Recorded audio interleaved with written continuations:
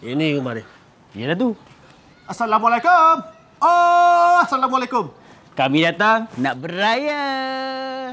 Oh, Waalaikumsalam. Ni kami datang nak beraya ni. Takkan nak duit raya lagi. Dah besar panjang ni kan? Besar panjang.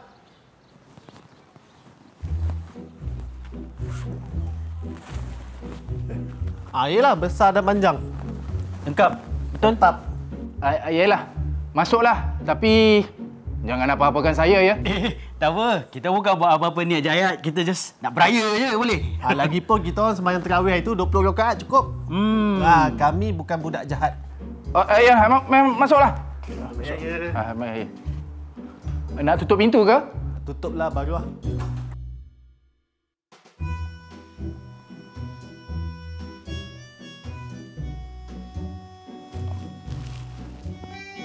Aku ada hutang korang ke? Tak ada. Aku kenal korang ke? Tak kot. Sebab kami pun bukan kenal pakcik siapa. Jadi korang datang ni sekadar nak rapatkan silaturahim lah ya?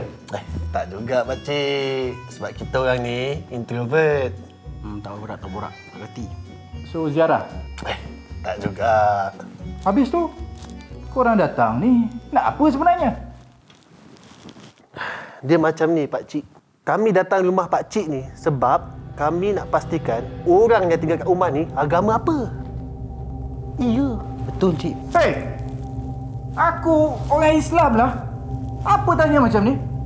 Biadab punya tetamu tak sedar diri dilayan bagian menteri. Pakcik macam ni. Kita orang bukan apa pakcik. Sebab hari tu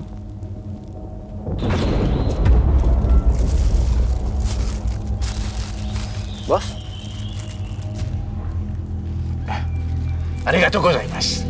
Islam ke tak budak tu? Yalah tu. Makan dah tengah puasa siang-siang macam ni. Ware.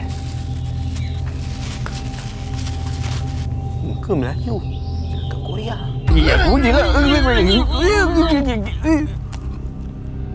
你好吗？谢谢你，我不可以解这个。 Woi, Jangan tengok neraka tu. kenapa? Neraka. 你好吗？我很好，你很好吗？你不知道吗？你不知道，我知道，你不知道。 Jangan tengok weh. Orang tak puasa tu jahat tu, neraka tu. Itu yang kita pelik tu pakcik. Hari tu pukul 10 pagi kita nampak ada orang tu duk collect makanan dekat TBH Food. Kita tahulah ni rumah apa, Islam ke tak Islam kan? Ya, tengah panas bendang tu. Puasa tu. Iya. Kalau hari lain tak apa. Oh tu. Yalah tu. Anak saya lah tu. Ish, biadab betul. Nanti saya ajar dia Terima kasihlah bagi tahu. Anak. Anak pakcik tu laki ke perempuan? Mana dia? Anak saya tu. Dia balik kampung. Raya kan?